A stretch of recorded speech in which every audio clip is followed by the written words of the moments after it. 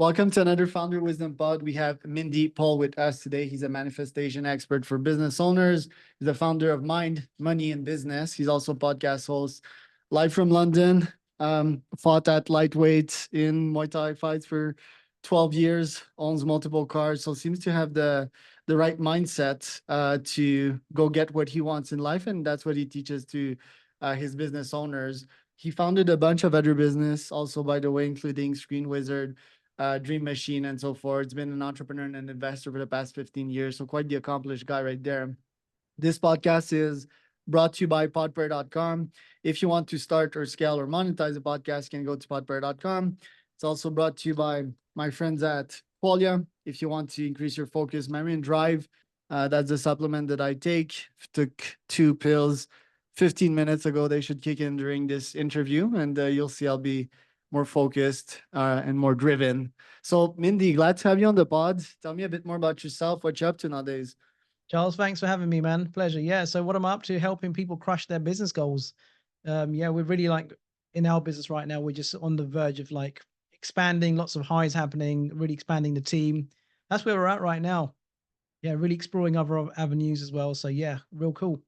So you and I were talking about cards and fighting before we started. Have various philosophies on cards. I've traveled the world for a while, but it was always my dream to own multiple of these bad boys. Probably not here in Oaxaca. One, because only 3 cars get into my driveway, and 2, because probably not the place to ball out. But yeah, I certainly have the G64 on my list. I was looking at one this year. Probably need to acquire another house to get it in there. But it's just to satisfy the youngster in me that always had these dreams. And it's also this testosterone presence, I guess, to have that in the driveway and be like, shit, I worked for that and now I'm at the top of the food chain. What's your philosophy on luxury cars and materialism, quote unquote?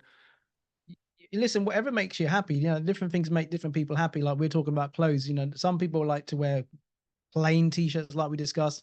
I like designer wear. I like nice cars. I like fast cars. I like the fast-paced living, nice restaurants. I just enjoy the way it makes me feel, and the kind of people that I get to meet as well. I'm in different environments, right? So yeah, to me, that's would I say I'm a materialistic person? I wouldn't say I'm a materialistic person. I just enjoy the finer things in life on that side of the scale. Yeah. Yeah, for sure. And fine food is another one. Fine experiences, traveling, and just have mobility, and the possibility to find yourself in Bali the next day. And my question that I ask back to these folks that label me or us as capitalists is why not? You know, why not? Why? Is it? Yeah, it's a good question. Why not? Nothing wrong with that. Yeah, and it's liberty, right? It's seeking freedom, I guess, and just experiencing this life because theoretically it is temporary. I want to live forever personally as a biohacker, but yet it might be gone tomorrow. And yeah, this life's pretty fun. Now, the fighting part of you, MMA has always been top of my favorite sports. I like ultra runs as well. Why? Because they're very, very hard. And pain is wisdom, in my opinion. What kind of wisdom have you found on the ring? In the ring, you know what? Conditions, when you're in certain conditions, we have conditions in the ring when you're under pressure, someone's putting it on you, and you got to respond to that. You got to know how to, and having a real strong mindset, having that desire to win, you bring that out into the business space as well. Because hey, listen, we're in the real world, right? Things going to happen. Things are going to happen, and we've got to be prepared. Again, when we train, when we fight, we don't really get taught a lot about mindset, right? We don't. There's a lot of that stuff missing. So when I look back at when I used to fight, and I'm like, if I had all of these skills around mindset back then, I'd been so far further advanced as a fighter. We talk about Conor McGregor, he talks a lot about mindset openly, and yeah, it's everything, everything. Learn lots from that and how to bring that into the real life situations. These alphas, when does it become dangerous to be an alpha? Like, let's take McGregor or Tate, for example. Is there danger in going too far in that direction? Can you start burning on yourself if you go too much in the direction of testosterone, capitalism, and conquering stuff? Well, I don't know about that. Like look, these guys feel they've got a purpose, and you got to live that purpose. Now, to someone whose purpose it's not, they ain't gonna resonate with the person. So I don't think it can have as long as you're living your purpose and you're doing it for the right reason. I think that's the main reason. You're not gonna burn out. It's not gonna have a diverse effect, because look, you're gonna have people that either love you or hate you. Now, I've probably got lots of haters, and I've probably got people. I was gonna say lots of lovers, got lots of people that love me, perhaps. So it's a balance. Life is a balance. What's your purpose nowadays?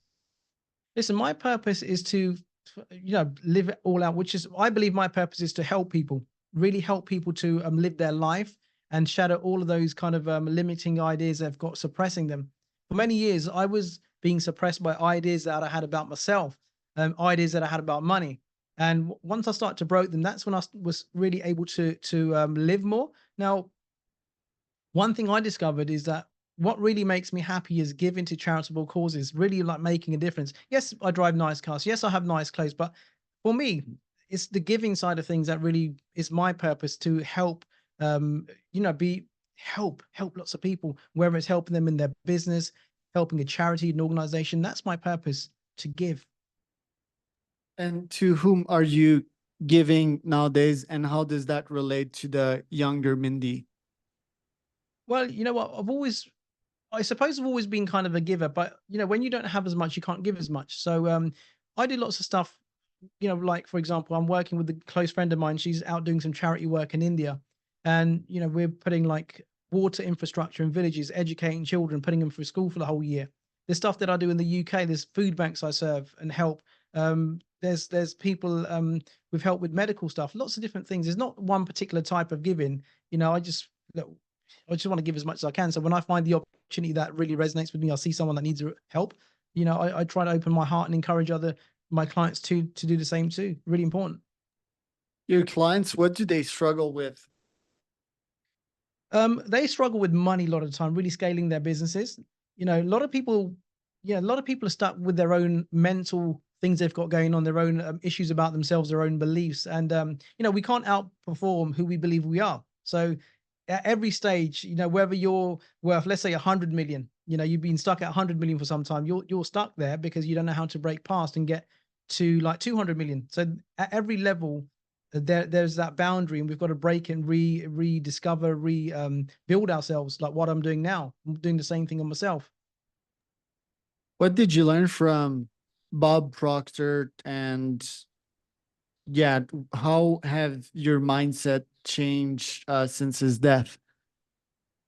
Well, I don't think that my mindset's changed since his passing. I still study the same material, but the impact that he had on me was like, listen, you can really have anything that you want. Everybody talks about, yeah, you can have anything you want. You've got infinite potential, blah, blah, blah. But no one really teaches you how to actually access that. Now, Bob taught me how to access that. I'd worked with lots of different mentors, spent probably about £150,000 up until I met Bob. And he was the only person that could really show me how to actually make the changes. It's not just about reading books, but actually showing me and walking me through the steps that are necessary to start to really change those beliefs. And especially with money, Bob was great with money. He had a way around helping people with breakthroughs around money. And this is what I help my clients. Is majority of the stuff we help is with money breakthroughs. Why is wealth important? Well, it's like saying, why is oxygen important? Why is oxygen important? Because it allows you to live, it allows you to breathe. And now think about wealth. If you didn't have wealth, what you couldn't really do a lot of things, right? People go on about the wealthy people, how they're greedy and stuff, they don't help people, but wealthiest people are the biggest givers in the world. So now if I'm not creating wealth for myself, firstly, I can't help myself. And how am I supposed to help other people? How can I contribute to society, to people that need the help? I'd say like money's probably the second most important thing after oxygen. I remember Les Brown saying like, you know, oxygen is important, money's important. Like people don't really admit they want more money. If it wasn't important, why do people go work for money? Why don't they just take enough to meet their monthly needs and stop there? Right? Right. What blockages do you see in entrepreneurs from getting to that big money? And when is enough for them, or is it a mountain you constantly need to climb? Well, it's never ending. It's progression, right? Expansion. Like I think Tony Robbins said something like, progress equals happiness. When we're progressing, we're happier. Yeah, a lot of people they look at their conditions that surround them, right? They'll say it's the market, it's the marketing, it's the lack of leads, it's the economy. It's there's always an invalid excuse why they're not able to move forward. But once we can start to create our own like circumstances, if we don't have circumstances, we create them. But a lot of people are a product to their circumstance. You know, everything on the outside that's happening is controlling people. It's like look at what happened. Well, here's a great thing, right? Napoleon Hill said, he said, like, in every adversity, there's an equal amount of opportunity. There's more millionaires made in a recession, right? Because their mindset is different to people that are retreating all the time. So you've got to have that growth mindset as well, seeing opportunities. This is why, like, you know, some people like have a business, it's going downhill fast, and you got someone else that comes in like a turnaround king, gets that business and identifies where it's going on, turns it around, builds it up, and sells it for millions. You seen that happen?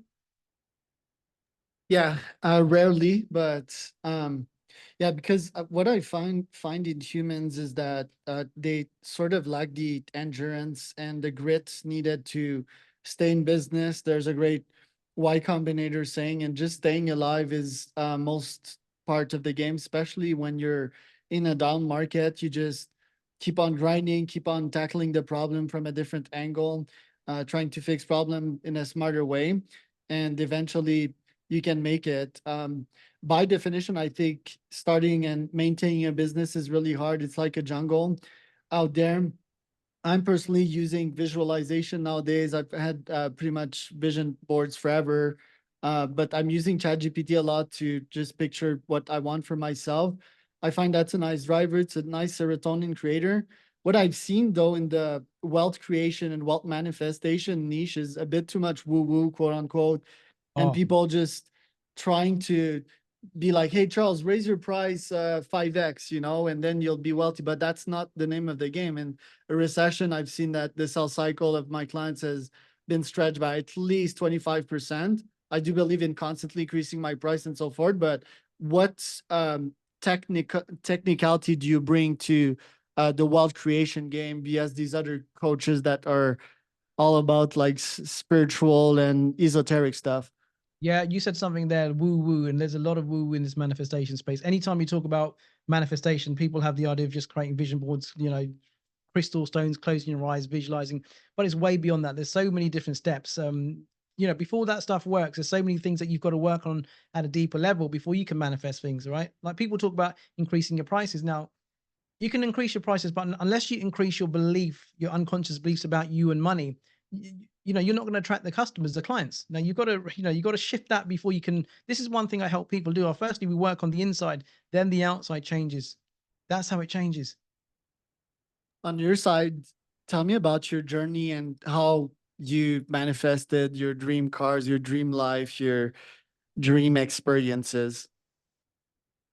You know what? I didn't grow up in a wealthy family, you know, but both my parents really worked. But I always had this desire. It's crazy, right? I always had this desire to have a house with a full size snooker table in it. I used to like cars. Why can't my dad pick me up in a nice car? So I always had a desire to create wealth.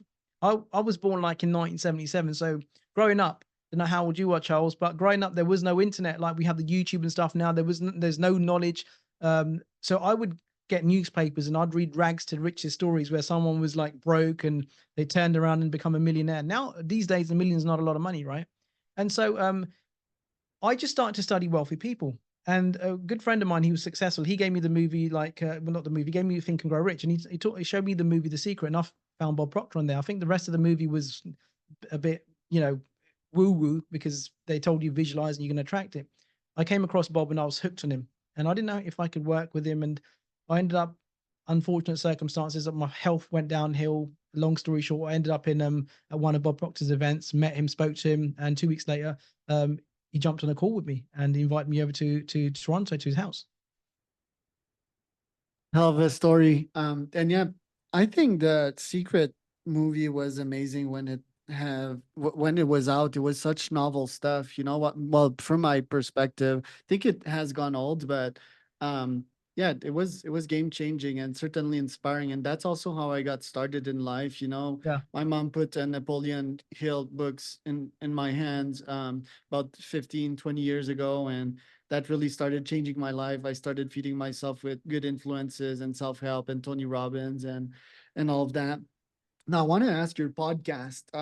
What are your goals with it? Is it to learn from people, network with powerful people? Tell me about your goals and if you've accomplished these goals with your pod. With the podcast. Yeah. You know what? The podcast I just kind of launched because I just wanted to like kind of reach more people, and it's kind of really with really like a lot of people getting a lot of good feedback from there, getting a lot of requests to join people's podcasts like yours, and um, I don't really have a specific goal with the podcast right now. We're so busy like drumming, working on different areas of our business, but it's kind of like naturally grown. You know, we got we had some stats. We were in the top 5% worldwide in a certain category in podcasts, which is I was like, wow, does that really happen? But I think when you're giving value with your podcast, you can just reach more people and you give people solutions to problems. Well, we have so many emails coming through. Hey, Mindy, I listened to XY podcast of yours and I applied what you did and it really helped me and the situation going on. So yeah, that's what we're doing with that. You know, we ain't got no real plans with that right now, but we're just like it's happening though on its Well, own. Mindy, thank you so much for today. Where can people find out more about you? They can reach me out on, they can find me on Insta, Mindy Paul. They can find me there. We've got a YouTube channel, Mindy Paul, we're on Facebook, LinkedIn as well. Yeah, we're everywhere.